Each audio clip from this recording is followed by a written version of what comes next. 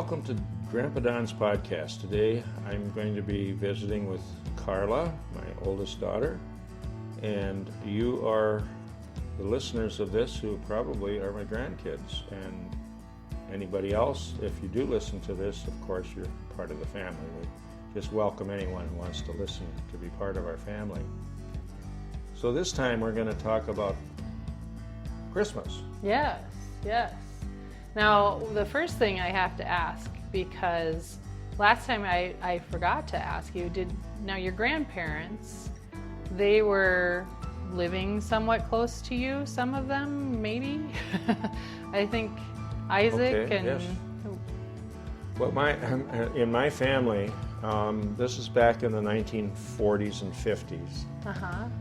We lived on a farm near Salem, South Dakota.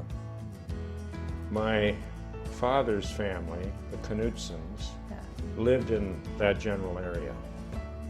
So that was the family, extended family, that we were a part of for Christmas and other occasions. And the church was our center of being together also. Yeah. My grandfather, Isaac, my mother's family, he lived out 150 miles to the west of us. Okay. We saw him only on his birthday, maybe, or one other time. We were not able to go out and see him very much because we were on the farm and we had chickens and pigs and cows to milk, and that had to be done every day. So when you're on the farm, you don't have free time to just go off and do stuff. And we didn't have a lot of money either to drive and go very many places. So we were pretty local in our life. We were, within, I would say, a 15-mile circle of us. That's about as much traveling as we did on an average week, was going to town and back or going to church and back. So church was very important for Christmas, of course. Right. As well as what we did in our family. So if that answers the question? That does answer the question, yeah. So, and then it would have been the Knutsons that I knew when I was a little girl. Yes. Yeah, because I can remember meeting both of my great-grandma and great-grandpa Knutson. Yes. And then being there for their funerals. They died when I was, I think, around 9 years old or something like that. One did, and then a few months later the other one did. So, yes, that's my grandparents that I...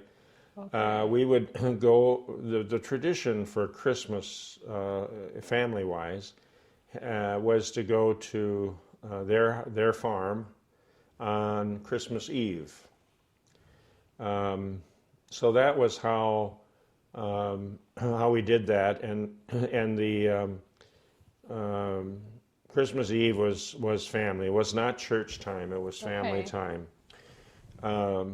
Different than has come to be quite common around in my time later in life here. Right. And for many others where Christmas Eve services are the most well attended and right. Excuse me, my throat here. The tradition in the Swedish Lutheran Church, as we were, had been that we would come and get up real early on Christmas morning. Mm-hmm. And so that was a tradition that they brought from Sweden. You got up and you came to church, and it was dark, in the morning. As you know, the days are pretty short in the Christmas season. And before my time, I was told, of course, they would come with their horses and buggies. Sure. And they would pack maybe a little breakfast, lunch, or whatever to be with them. They come to church, and in the real early days, the Christmas tree had been, cut and was put into the front of the church, usually a nice evergreen tree. And before electricity, there were candles on the Christmas tree. Wow. Very dangerous. Yes. And so and I do remember as a very young child being in church when that was still practiced. Wow. Okay. So what I remember is that the tree would be lit, and of course we'd sing, Christmas carols and so on. And but while it was lit, we would have at least two men stand by the tree and watch it very carefully. And if there was Oh, any change or any risk that they saw from the fire to, move toward or lean over and then, sure. start a fire on the tree, they would nip it in the bud. That was their job Wow. to do that. Well, that was smart. So we had that as that's the memory I have as one of the earliest things when we were at church on Christmas. Sure. And so we had that. There was a term in Swedish, and I'm sitting here forgetting it. I'm sorry to say. That was for that day. And the old tradition was then. It was a quiet Christmas. That was the tradition they had. So Christmas Day was to be a quiet spiritual day. Okay. So you get up early to go to church, and you would go and feed, and you would also feed the cows and the pigs and the whatever Right, a little right. bit extra, but then you would stay home quiet.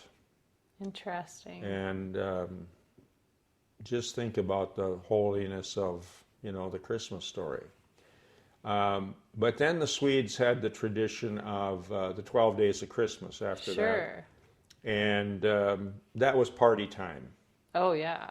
Awesome. And not that there was a lot of that going on when I was a kid. I think the earlier generation did it a lot more.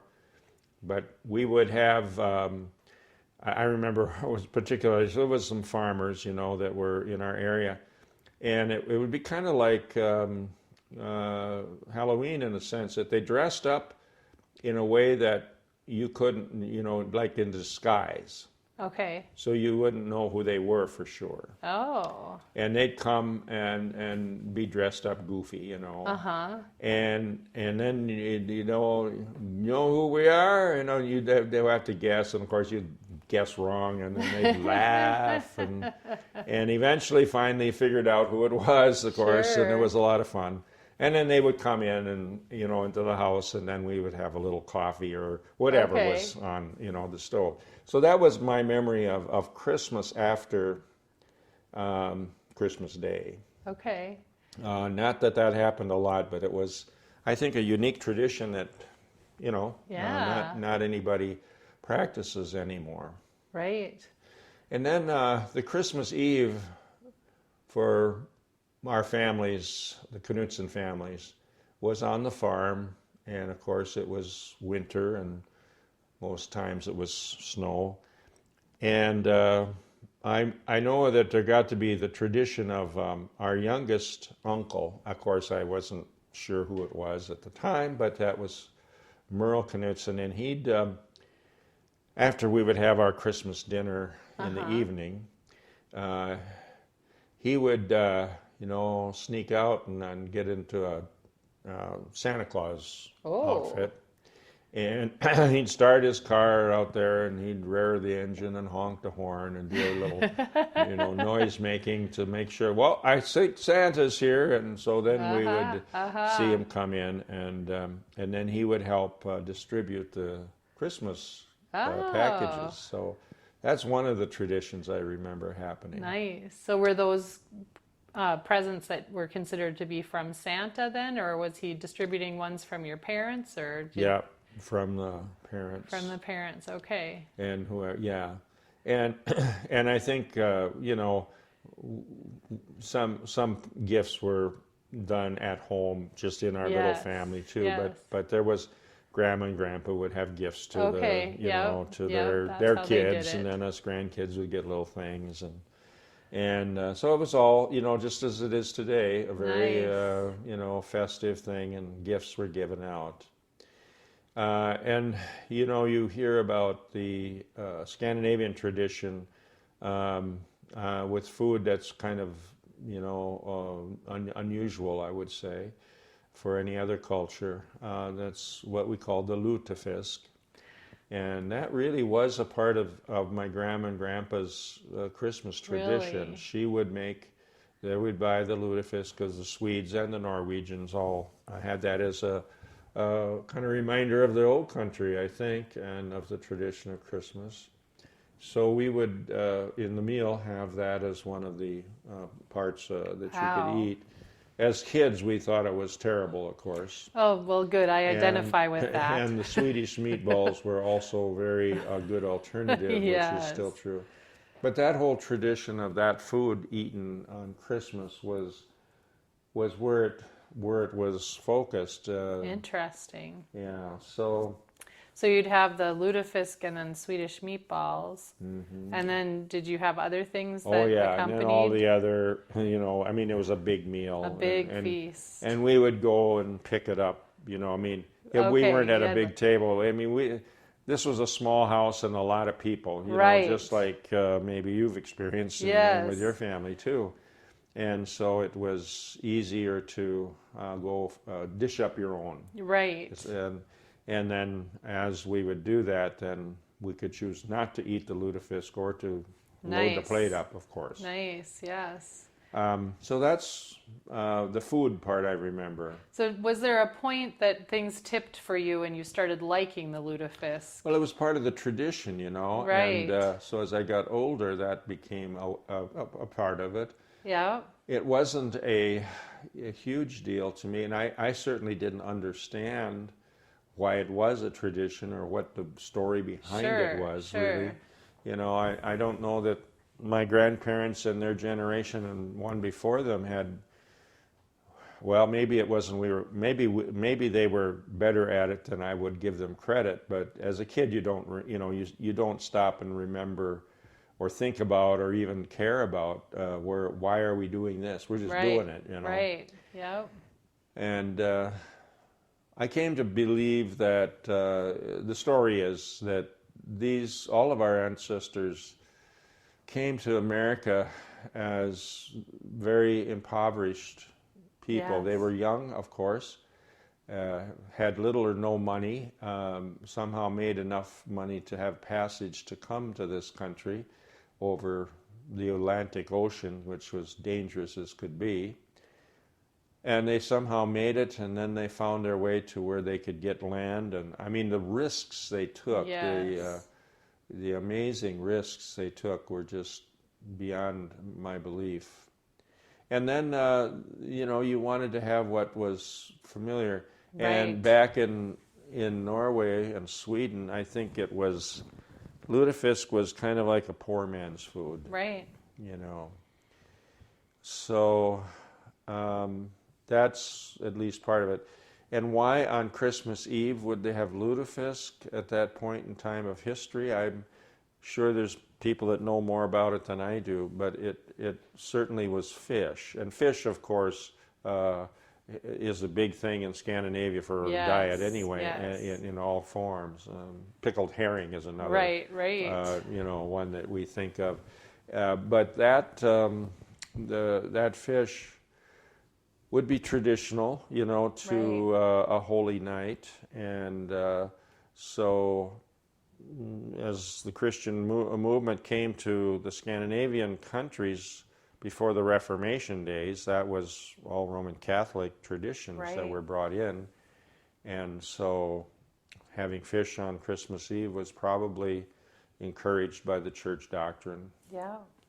and practices of the time. Well, I've read that lutefisk was something that was eaten during Lent on Fridays and stuff, and That would fit. yeah, it fits right in there. And I have this imagining, I think, that, if you were a very poor person that came over, that would have been what you would have been eating back in Scandinavia, and you would have Right. been having the lutefisk. So on a night like Christmas Eve, which was a very special night and probably one that you are celebrating according to your heritage and the different traditions that you keep alive, even though you're not in your home country anymore, I would think that, getting to eat the food that you remember from back then. Yes. And also, like, I think about even for, us now, like, what's really good sometimes is some nice bologna. It's super cheap meat, right? It's not your Yes. your high level food, but there's something very comforting about it. There's something very like Yes. it calls to mind childhood, I think, Yes. and nostalgia and stuff. So I can see that really tying in well with the Christmas tradition for them. And Yeah, and apparently there was interest back in Scandinavia to export it yeah, to the immigrants absolutely. here. So people were connecting to that. The Olson Fish Company here in Minneapolis is probably one of those that had an early history with that, Sure. Oh yeah. experience, and they continue Right. to keep that alive as best they know how. Right. But it is so it's migrated from the home into now and into churches Right. and church suppers with lutefisk dinners. And now in the last 50 years there's been a talk about, well, the tradition is just going to go away because all the old people are dying off and the young people Right. don't care about it and so forth. And so we still have some of it going around here, Right. and the tradition of in the churches doing it, and there are actually people that eat it at home. I mean, Right. you Right. can buy it in the grocery store You during can, in yes. Minneapolis, in the Twin Cities here. So there's that tradition that Yes. still is a leftover from old Yes. days. Now, did you do anything like the rice pudding or any of that That was stuff? Elaine's tradition. That was from that side, yeah. So Yeah, and they had more of a Norwegian flavor to Right. their traditions than I had, because my grandmother was Swedish, and I don't know if that was the difference. My Yeah. grandfather, of course, he was the Norwegian. he was the Norwegian, and so then with your, and that's your dad's side. So with your mom's side, was that Swedish as well, or was she? Yeah. So you just had more Swedish going on in your family by quite a bit, and Well, and then, I mean, there was Swedish and Norwegian there too. right, right, Since we didn't meet with and have Christmas with her dad, Right. and my grandmother had died by the time I Right. was any age that I could remember. So, yeah, and my grandfather's life, he moved out into the middle of South Dakota where there was very few people, right, and certainly no community churches that were Swedish or Norwegian. okay, So he was pretty much an isolated individual. And in him and his tradition, I was always hearing that he was a Baptist. oh, okay, And of course, I've learned, and we can have a podcast on this sometime, that part of his heritage was very, very much a part of the first Baptist church in Sweden being established illegally right, right, during the 1850s or sometime in there, 40s and 50s. right, And one of his relatives was one it was a cousin to his great grandmother or his mother, his great grandmother. yeah, And so that's a story of unique thing. Right. And I don't know if the Baptist movement diminished the sort of traditions that the right, state church have had, or even right. pietistic Norwegians of less, or Swedes. I guess this was Swedes, the Swedish Baptist. You know how things are. Some people hang on to one thing more than another, Right, and bring right. with them different flavors of traditions. So did But- you have flatbread in your family then? That was my grandmother. Okay. She made the flatbread, but she had a flatbread that was a little more chewy than most Was of that what you the get. Knucker bread or something like that? Is That's that what another that story. was? Yeah, this was her Hers, kind of bread, okay. and I have a cousin in South Dakota that still makes it, and maybe some other Oh, cousins that's too cool. that still do. And I think Larry and Karen used to make it. Larry Okay. had the. I have to admit, I have not been good at, doing that type of thing. So, Right. so It'd be fun I to get that recipe. I think and we try can get that that out. recipe I'd and love try it that. sometime, and maybe that would be fun to do Yeah. and talk about it that way. I have Yeah. one other thing that I think I should tell you about is, like, As a kid, Christmas, right? Yes, And yes. maybe I've told this story, but this is for the record, of course. And this had to do with, I suppose I was, I don't know, 10 years old. I couldn't say for sure. But I was, maybe 9 years old, 8 years old even. And I was, oh man, I was so interested in the present that was under the Christmas tree. Yes. My mother had, our Christmas tree by then was put up a little earlier, and so forth. So there were presents under there, and there was one with my name on it, and it was a nice sure. big box. Gosh, I tell you, I would take that box and I'd shake it. Yes. And try to guess what they might have got in there and so forth. Oh man, my expectations were just wild. Well, you can imagine Christmas when we opened up the gifts was, my expectation was really high.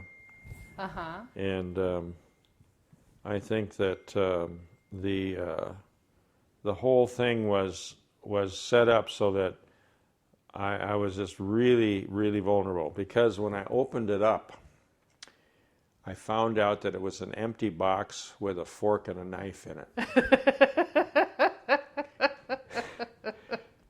I was really unhappy. Oh, man. Well, I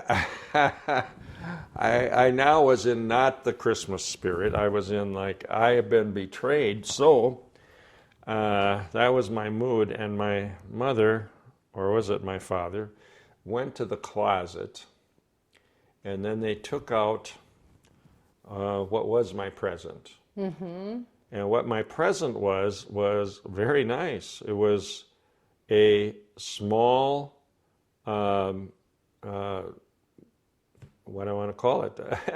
A record player, of course. Oh, yes. In those days, record players were a brand new technology. Sure. And so it was small as a child's type of thing, and there was a small record that you could put on there with different things.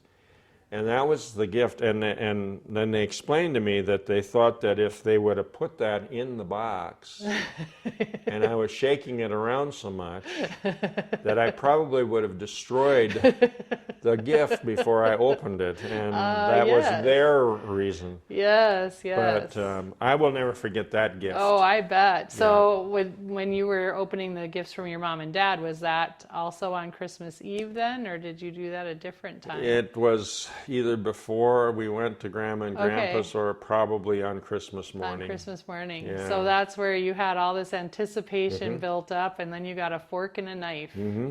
That's it, grandkids, watch out. Santa doesn't leave coal if you're bad kids. He just gives you a fork and a knife. Yeah, and so. As I've heard the story over the years, I've always wondered if you guys kind of missed the fork and knife while they were in the box. Like, were there times where you're like, man, we've run out of forks? Well, that's a great question, and I wish I was here to ask my mother about that, because that's who would have to answer that question. She didn't let me know if they did run out of forks and that it was because it was in the Christmas box. Right. So I do know she never told me that. So. Oh, that's such a great creative thing they did. So, it was interesting. When you're a kid, as we know, it's a great magical time. It is. I had a Christmas story I can tell about an unexpected gift that I was not sure what I thought of. I don't know if we've got time on here. Do we have time? We get a few more minutes. A few more minutes? All right. Well, I was at a craft sale with you and Kristen and Mom and at the church. And there was a baby doll there that somebody had sewn, and it was beautiful. It had dark brown skin and bright blue eyes and fuzzy brown hair, and I thought it was just the most beautiful baby in the world. And so Mom was wanting to do some Christmas shopping. I didn't really realize that, but she dropped us off in the office, I think, of the church. And I remember peeking through the window and just keeping my eyes glued on that baby doll because I did not want anyone else to buy it. Yep. And somehow I looked away for a few moments, And I looked back and the baby doll was gone. And I was devastated and I cried. And this was not a one-time thing. I cried multiple times over not getting this baby doll. So I don't know how Mom kept this up because she said nothing. She was very, very much in self-control there. And then Christmas Day comes, or Christmas Eve. I guess we always opened our gifts on Christmas Eve. And I go to open my present, which was a satisfyingly large box that I had been wondering over and excited about, like you were. And I opened it up, and the box had on it a toy vacuum cleaner. And I remember just looking at this box and thinking, are my parents stupid? They gave me a toy vacuum cleaner last year. Like, this is the same gift that they gave me last year. I was so upset. And then I was like, oh, fine, I'll open it up. And I opened it up, and there was my baby doll. Oh, so Mom had yes. just reused the box, and it had never occurred to me that the box might be lying about what was inside it. Yeah. But I was so delighted, and I named that baby Jonathan, and now I have a grandbaby named Jonathan. Well, now isn't that a good idea? Yes, yes. Well, I have one other story, and this has to do with school. Okay. We had, little plays at school, like we did at church, and I could Sure. talk about that too. But this is a memory of me at church, and I was in grade school, and I don't remember how old I was, but I might have been 10 years old or whatever. And my thing was I was to be Santa Claus in the play. And so, of course, they had to come up with a costume for me, and I had rubber, big, tall rubber overshoes. Sure. That you had a zipper on in those days that you could, and that was what was going to be my boots for the thing. And then, of course, I was a skinny kid, so to be Santa Claus, you had to look like you were a little fatter. So there was a pillow that was put around me in my middle in order to make me, look like Santa Claus. Right. And all I remember was that in the play, I was Santa Claus, and I was sleeping on the Davenport as Santa Claus. And somebody woke me up that I had to get ready to go because, of course, Christmas was coming. Yeah. And so my job was to get up and get my boots on. Okay. Now, with that pillow in my stomach area, I had trouble getting my boots on because of that. And so, of course, that resulted in a lot of humor of people laughing and giggling because I couldn't get my stuff on. I just remember the embarrassment of not being able to complete my proper costuming of that. So that's enough. I think our time is well past, and I hope you grandkids, if you were listening to this, have enjoyed it, and I think you're going to have a lot of Christmas stories to tell as well to your great-grandkids someday. Yes, absolutely. Have a good day. I hope your Christmas is real good.